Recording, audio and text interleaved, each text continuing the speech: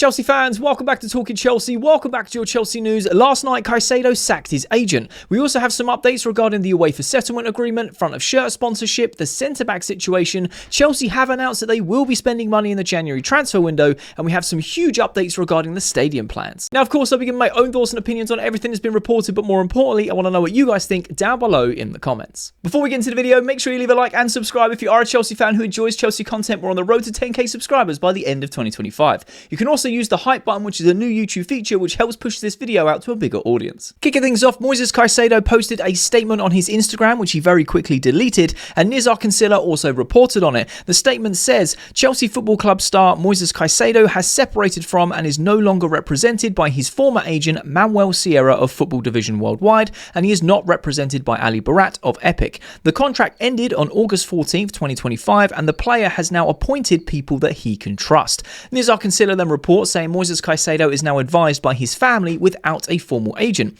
This has been the long-term plan after using two agencies to move from Brighton and Chelsea. This is very interesting. I actually really like this, that Caicedo is basically getting rid of the agents, that he doesn't trust them clearly. He's obviously put that on his statement. It was very quickly deleted and people managed to screen grab it, etc. And like I said, Nizar Kinsella has also reported his piece on the situation of the statement. And I think it's very fair. The contract ended in the 14th of August this season, or this year, sorry. And now he doesn't trust them. He doesn't want to appoint any other agents, doesn't have any formal agents. He's letting his family make his decisions. That tells us two things. One, he didn't really like the agency he was with, or the two agents he was working with. They were obviously right leverage, right tools to secure that move from Brighton to Chelsea. As we know, Ali Barat is also like Jorge Mendes for João Felix, like super agents that have, so many clients and make all these big deals going across worldwide football and pocketing a lot of money in doing so. But hey, the game's the game. That's what they do. And obviously they managed to secure the deal from Brighton to Chelsea. Fair enough. But the long-term plan was you were going to drop the formal agents, maybe just to get this deal over the line. And he's just happy at Chelsea. He's happy at Chelsea. He doesn't want a formal agent. He's going to let his family decide and help him make decisions on his footballing career. But from us Chelsea fans' perspective, we are hoping he stays at Chelsea for a long time. And in recent reports over this international break, which we've reacted to, he seems very, very happy being at Chelsea. He loves the club. He loves the players. He really respects the history. He wants to become a Chelsea legend. He's been compared for the likes of N'Golo Kante and Claude Makélélé. He is absolutely loving life at Chelsea. And for us Chelsea fans, we absolutely adore Caicedo. He is an unbelievable player. So long may that continue, and long may he stay here for as long as he wants. As long as he wants. I can see him going on and being a Chelsea legend. But this was the interesting thing for me is he posted the statement and deleted it very quickly after. Now, I haven't double checked to see if he's reposted it, because obviously this is the screen grab of the English version. I also saw another post where it had the English version at the top, and then I'm assuming a Spanish or Colombian or whatever language it is underneath, that he speaks more of his native tongue underneath, which is like a mirror. So I don't know why he's deleted it. Maybe he wasn't meant to announce it the way he did. But again, we know how fast the internet moves. We know how people can screen grab things. The internet is forever, regardless of if you delete things, which is a scary thing, but also good for us Chelsea fans in this absence, because now we know he no longer has an agent. So I don't think this is like detrimental to his footballing career. I think it's a smart move personally, because if you don't trust who you're working with, then don't work with them. It's as simple as that. My life experiences, I'm sure you guys have had life experiences where you learn the people you can trust and the people that you can't. And football is a very cutthroat business in that sense of agent fees, clubs trying to undercut things and undersell things, oversell things, vice versa. Even from the player side, the contracts, there's a lot of admin and legality that goes into it. And if you aren't trusting your team, you need a new team. Now, whether or not he's got anyone within the family that is also qualified and also of a standard to be able to guide him on a legal standpoint or not, I'm sure he's obviously got the money to go get the top lawyers, etc. when needed. But I like the fact that he's like, no, this is my circle. My circle is my family. We're together as a tight-knit unit. I'm happy at Chelsea. I don't want these formal agents anymore. I want to just go off the guidance of my family. And I fully respect that, So it sounds a lot worse than it is, if I'm being brutally honest, but it's also a bit of a shock move that it's just randomly been announced. However, the contract ran out on August 14th and it clearly wasn't renewed. It's now October. So maybe this was something that was meant to go out a little while ago and just never did. Or maybe it was a social media manager that planned it or scheduled it ages ago. Maybe got the dates mixed up. Who knows? But hey, Moises Caicedo doesn't have a formal agent anymore. So I'd like to know your thoughts and opinions down below. Do you think that there's any more to this? Do you think this is just very much a statement of this is what's happening, just to give you guys an update?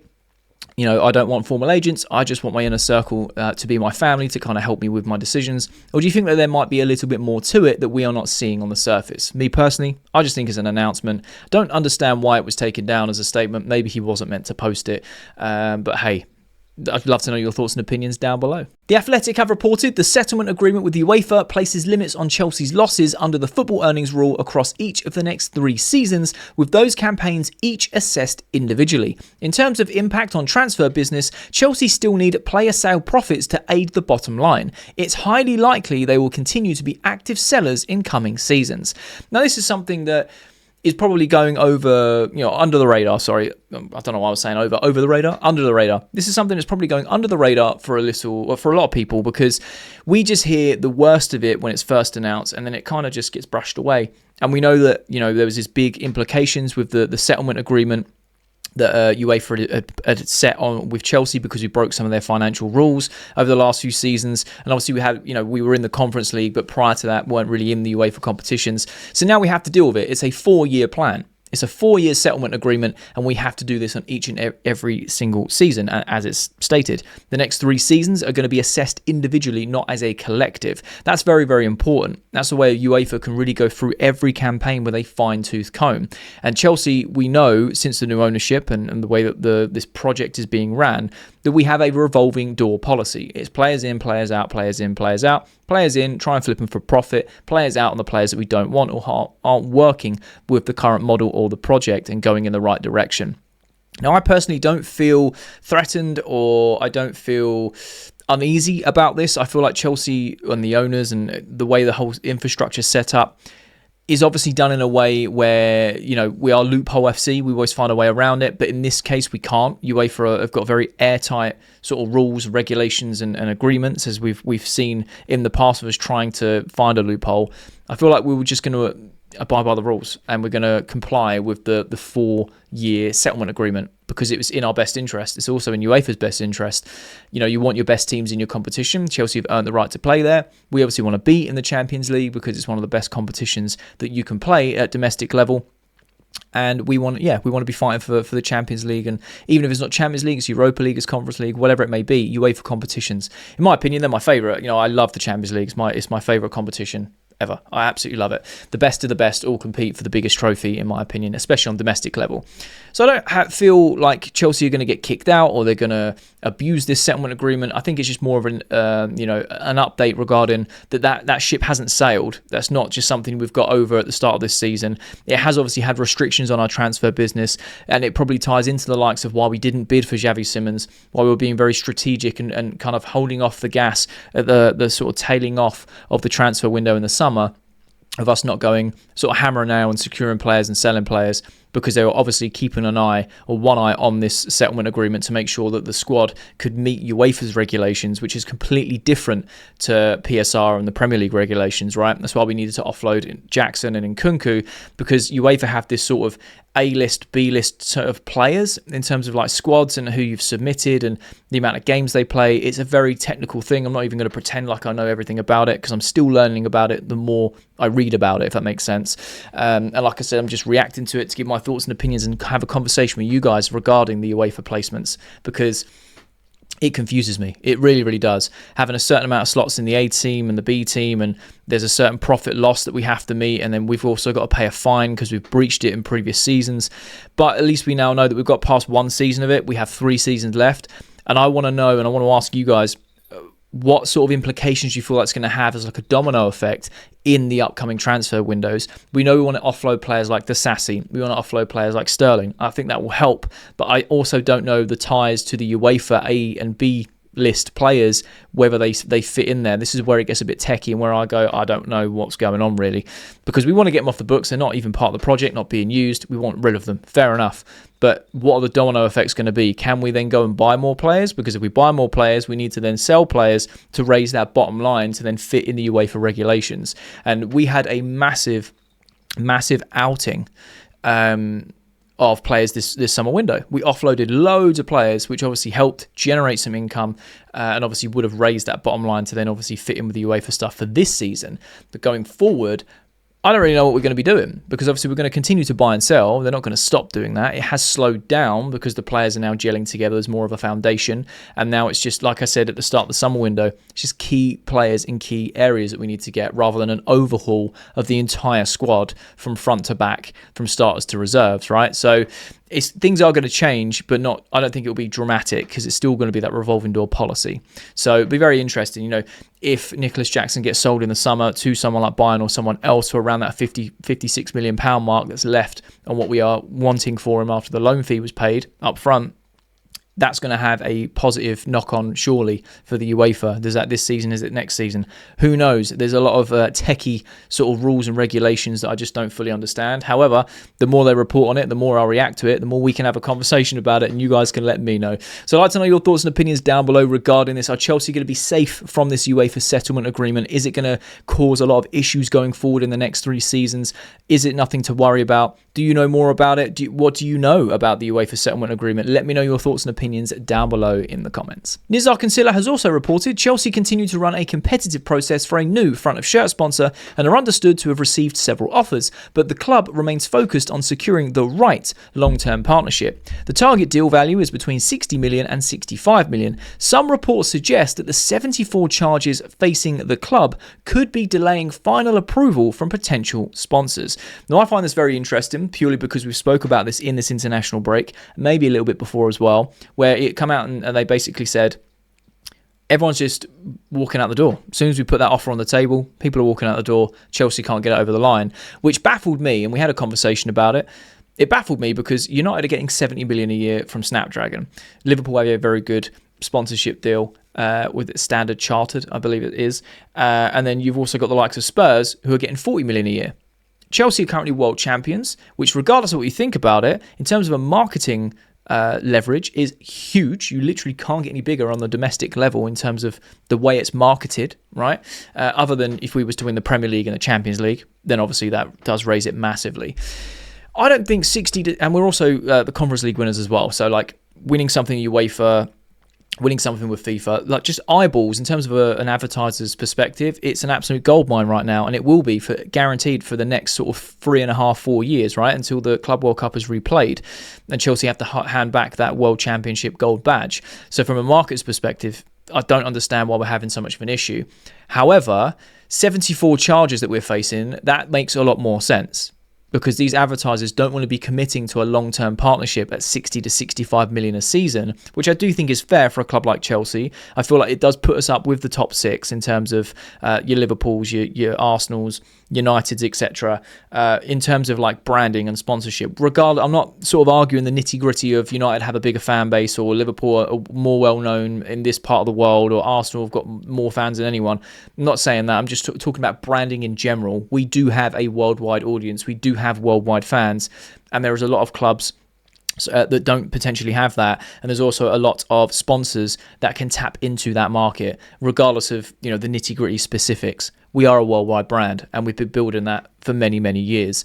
So I don't think that we're asking for an outrageous amount of money when you look at the circumstances in terms of why we're asking for that. However, the 74 charges does make a lot more sense.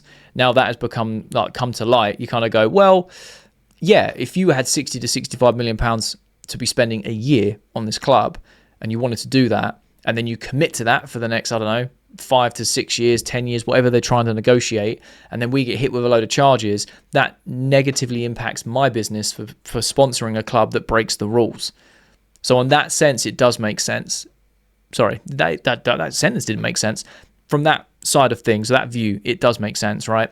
If your club is potentially facing charges, sponsors are going to be very aware of this. Look at all the creators that get cancelled.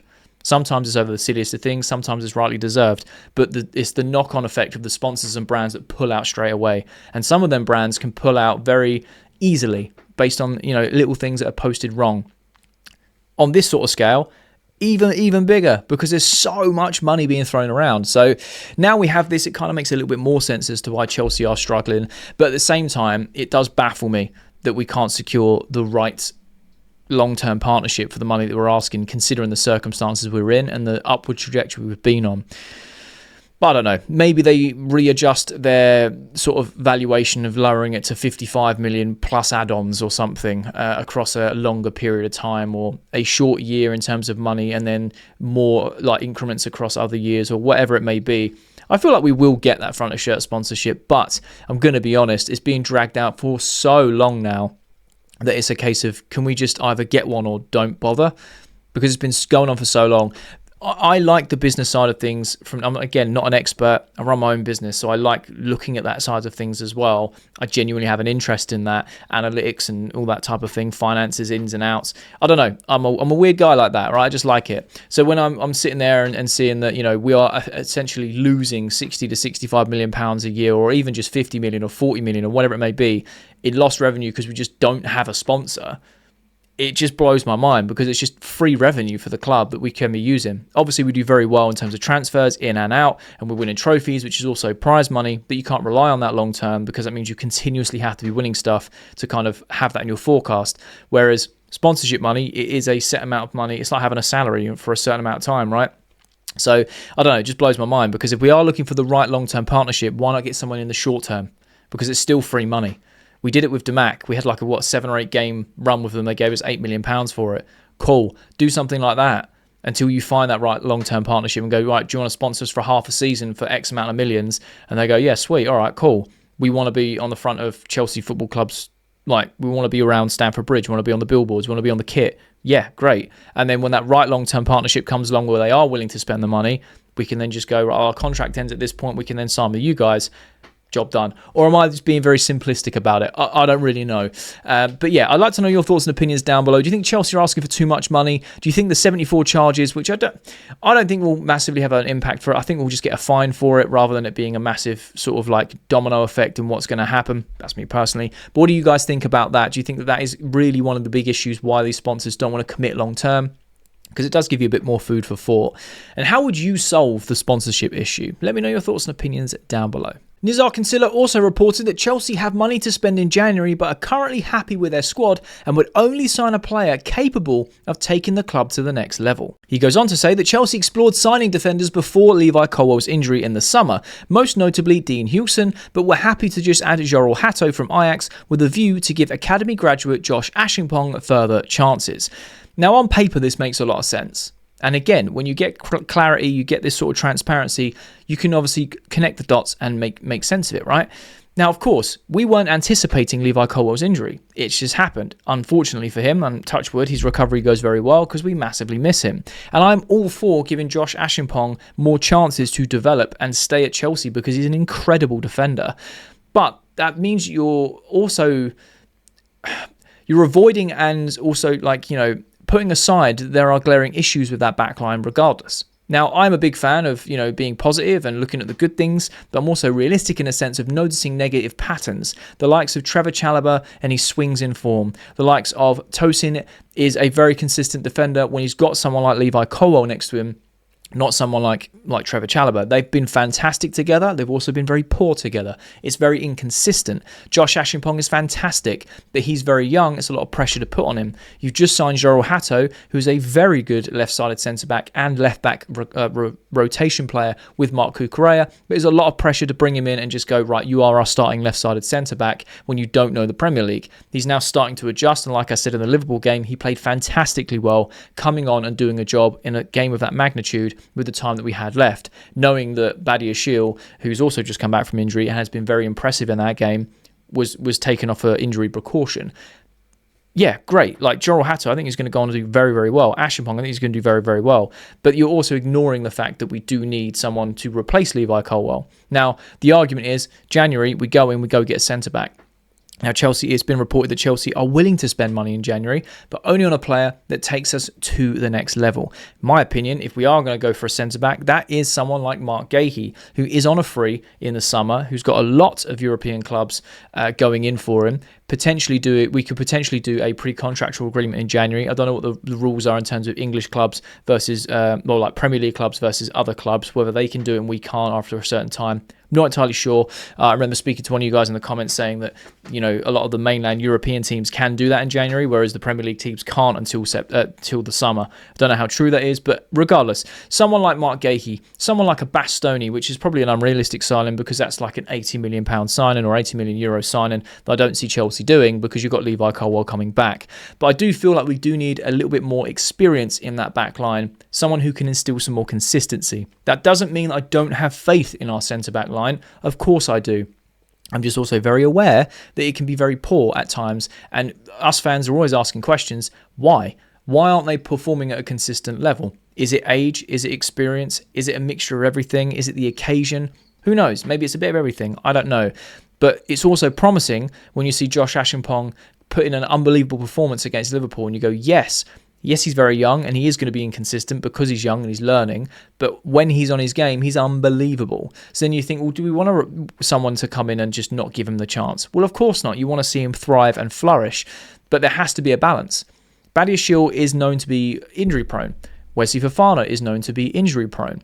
Tosin is relatively robust and solid, and you know it's relatively reliable and consistent with the right partner. Chalobah has just big swings in form, in my opinion, and he's always been like that since the Tuchel days. Swings in form, and I think Tim mentioned down below in the comments in yesterday's video. I totally agree. I love Chalobah, I really do, but there's huge swings in form with him, and you either pick him at a good run or a bad run, and it's just again, it's about consistency. So it'll be very interesting to see what Chelsea do in January, because I do feel like we will go and get someone. I don't know why, I just feel like we're going to make a purchase, because we're also going to be making sales in the terms of Disasi and Sterling, potentially some others. I'm not entirely sure. Those two are kind of nailed on as people leaving the club as soon as possible.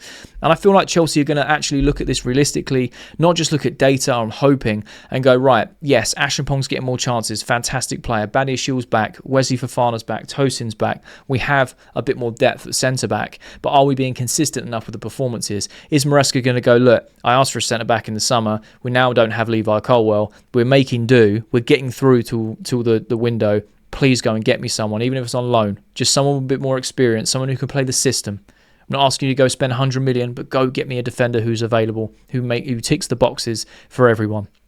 Potentially he does that. We know that he did that in the summer. He came out and said he wanted a goalkeeper and a centre-back, and the board didn't get him one. So be very interesting to see what happens. And I'd like to know your thoughts and opinions down below. Can you see what I'm saying in terms of both sides of this? Of course, we want to give Josh more chances. Of course, we want to use Jorrel Hatto. Of course, we want to have faith and belief in our backline because on their day, they're incredible. And we were getting very solid defensively over the last 5 months. We went for a bad period at the start of this season where we were leaking goals, individual errors, and it kind of showed our weakness and our inconsistencies at centre-back. So how would you balance it? Would you still go get someone experienced and try and rotate Josh in? Or would you just say, do you know what? Let's just make do with who we've got until Levi comes back and that fixes all the problems? Because I'm very curious to know your thoughts. Nizar Kinsella has also reported an expansion of Stamford Bridge now appears the more likely option for Chelsea, though a small window of opportunity remains to acquire the site currently controlled by the Earls Court Development Company, which is ECDC. The ECDC is expected to secure planning permission by the end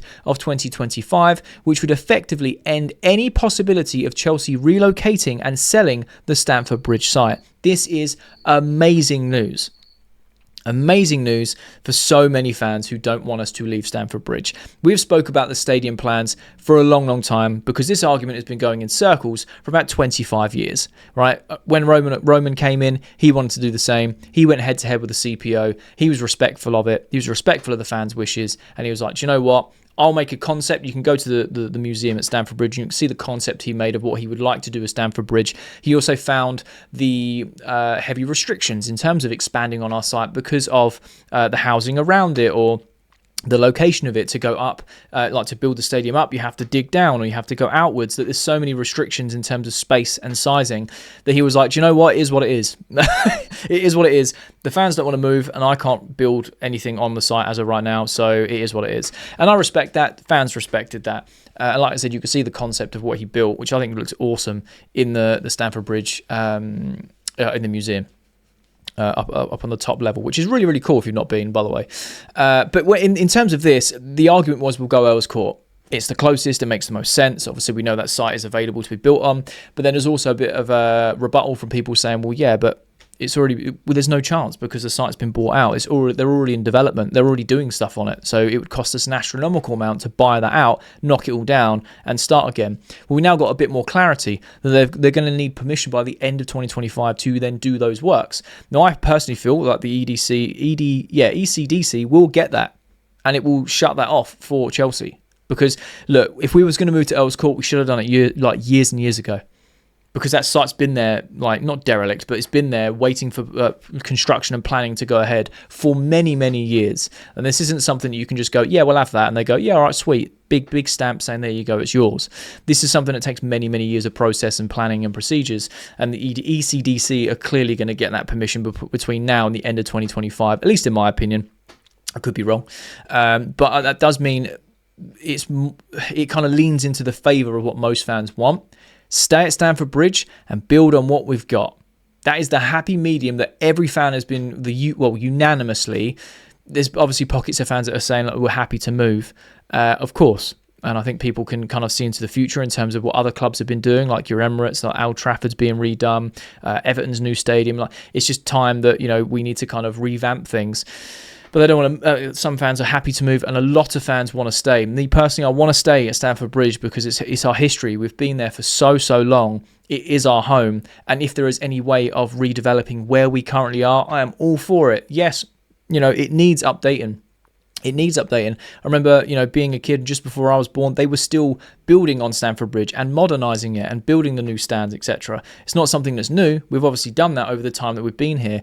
But this means that if the ECDC get their planning permission, that Chelsea have no choice but to redevelop the current site of Stamford Bridge, which will make the CPO very happy because I'm sure they are more than willing to work with the club and the owners to improve on our current site. Makes the fans happy because we don't want to move. We get to stay at a historic site, an iconic site, in my opinion, for the history that we've got here and how long we've been here.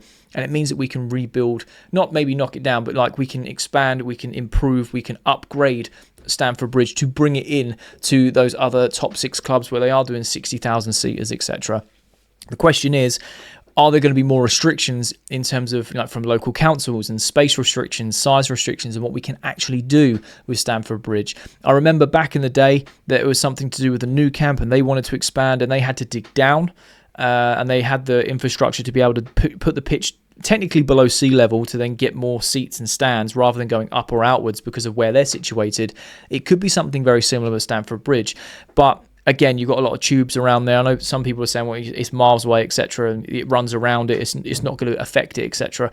But you don't know what the spacing and the sizing is of what these regulations are. So it might be that we're in this sort of red zone of where we can't do anything to go down, but then to go up, you need to go out. So again, it's still a big argument that's going to continue, but it kind of eliminates one of the options and kind of gives us a bit more of a direct focus of, okay, we can't move now because the only way we could do that is by relocating and going to a different part of London.